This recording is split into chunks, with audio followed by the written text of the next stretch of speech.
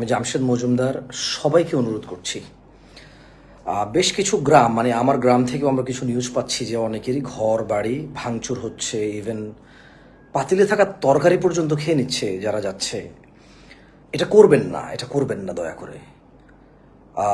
আল্লাহ একটা জুলমের থেকে মানুষজনকে যদি নিস্তার দেয়, এইভাবে অগণিত মানুষ মরেছে এখানে, যার সঠিক হিসেব কারো কাছে নেই। 200, 500, 1000 বলতে পারবে সবাই আনুমানিক, কিন্তু হাসপাতালগুলো হয়তো সঠিক হিসেব দিতে পারবে, আল্লাহ আলম, আল্লাহ ভালো জানে, হয়তো বের হবে কিছুদিন পরে।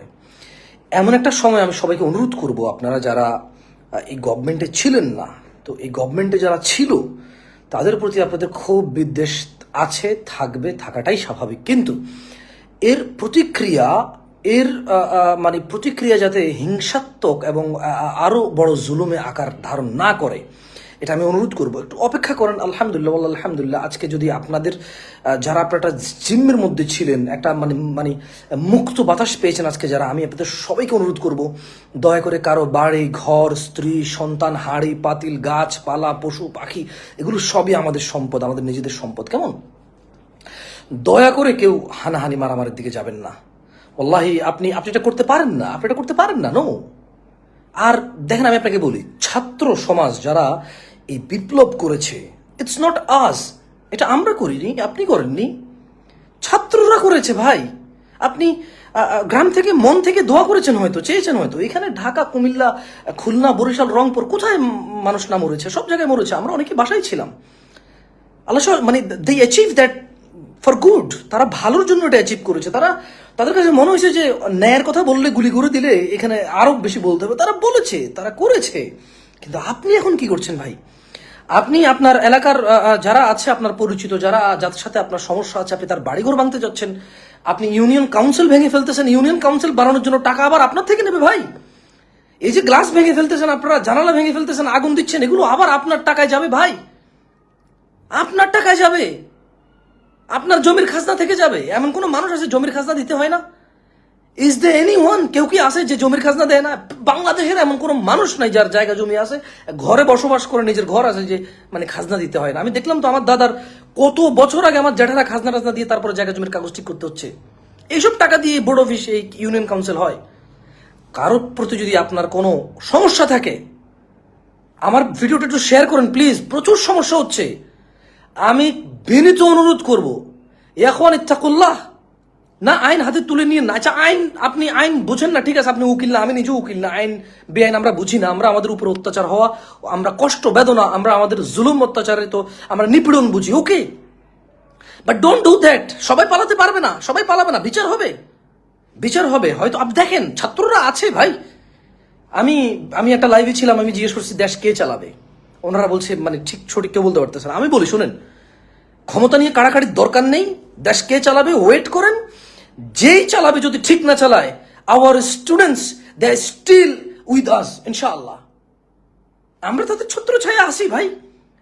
আমাদের সাথে স্টুডেন্টরা নাই, আমরা স্টুডেন্টদের ছত্র ছায়া আসি। যারা এতদিন পরাধীন ছিলেন, মামলা হামলা, হত্যা, গুম খুন, ফেসবুকে লেখালেখি দিকে যাবতীয় বিষয় যারা ভয় পেতেন, লুক, আমাকে যারা পার্সোনালি চেনেন, আপনারা সবাই জানেন আমি কোনো দল এগুলো বুঝি না, করিও না। আমি দেশে আসার পরে নিজের পেট নিয়ে আলহামদুলিল্লাহ কাজকর্ম করে কোনো রকমে চলছি। হ্যাঁ, ছোটবেলা থেকে যেহেতু কোনো দলের সাথে সম্পৃক্ত ছিলাম না, বড় হওয়ার পর আর অ্যাটাচমেন্ট আমার হয় নাই কারোর সাথে। কেমন? হোয়াট এভার ইট ইজ, দেশ যেই চালাবে আমার মনে হয় সুন্দর চালাতে বাধ্য। দেশ যেই চালাবে, দেশ চালাতে সুন্দর করে বাধ্য সে। You know why? Because we have students, আলহামদুলিল্লাহ। ঢাকা বিশ্ববিদ্যালয়, খুলনা বিশ্ববিদ্যালয়, কুমিল্লা বিশ্ববিদ্যালয়, এভাবে চিটাগং বিশ্ববিদ্যালয়, এভাবে বাংলাদেশের প্রত্যেকটা স্কুল কলেজ, ইভেন আওয়ার এই যে সেকেন্ডারি যে মানে সেকেন্ডারি যে স্কুল আছে, মানে হাই স্কুল, আমি দেখেছি বনশ্রীতে, এখানে হাই স্কুলের বাচ্চারা, ছোট ছোট বাচ্চা মেয়েরাও রাস্তায় বের হচ্ছে, আমি দেখেছি। So don't worry, please keep patient, do not break anything. কিচ্ছু ভাঙিয়েন না, কিচ্ছু ভাঙিয়েন না, কারো গায়ে হাত দিয়েন না। আমি আল্লাহর দিকে অনুরোধ করবো, ডোন্ট ডু দ্যাট। দেখেন, যে যা করেছে সে তা পাবে, বাট এটা আপনি তো দিবেন না। মানে কর্মফল তো দেওয়ার মালিক আপনি না। প্লিজ, কর্মফল দেওয়ার মালিক আপনি না। সো আপনি কর্মফল দিতে যাইন না কাউরে। অপেক্ষা করেন, অপেক্ষা করেন।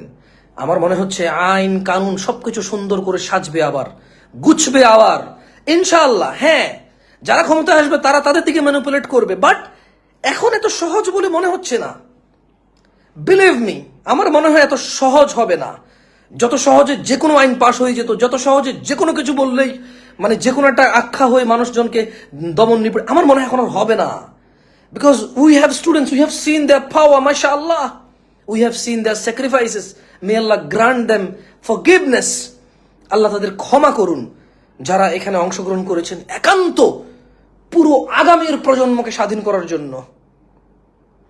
আমার মতো যারা নিরীহ আছে কথা বলার জন্য, যারা স্বাধীন করেছে, যারা আমার মতো নিরীহ কথা বলতে পারে না ঠিকভাবে, হয়তো অনেক সময় বলে, অনেক সময় বলে না, ভীতু ভয়ে থাকে, তারা একটা নজির, একটা উদাহরণ দিয়ে গেছে ভাই। সো প্লিজ কারো ঘর বাড়ি ভাঙিয়েন না, কারো ঘর বাড়ি ভাঙিয়েন না। হারাম হারাম আলাইকুম ইয়া আখওয়ান। কেন ভাঙবেন কারো ঘর বাড়ি? হ্যাঁ, আমরা দেখছি 4 তলা থেকে কিভাবে মানুষকে ভিডিও দেখছি ভাই। এই যে এখন ফেসবুক চালু হয়েছে, মানে এই সবাই দেখছে, মানে কারো সহ্য করার মতো না। এগুলো বিচার হবে ইনশাল্লাহ। কি বলেন ভাই, বিচার হবে না? এরকম হয় নাকি? বিচার হয়।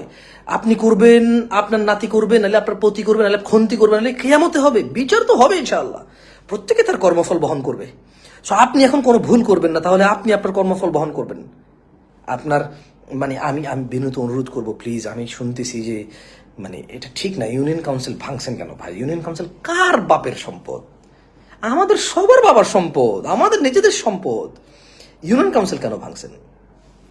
ইউনিয়ন কাউন্সিল ভাঙিয়েন না, ভাঙিয়েন, এগুলো ভাঙিয়েন না, আপনাদেরই লস ভাই। আরেকজন নেতা আসবে, সে আইসা ইউনিয়ন কাউন্সিলের গ্লাসের দাম রাখবে 5 লক্ষ টাকা।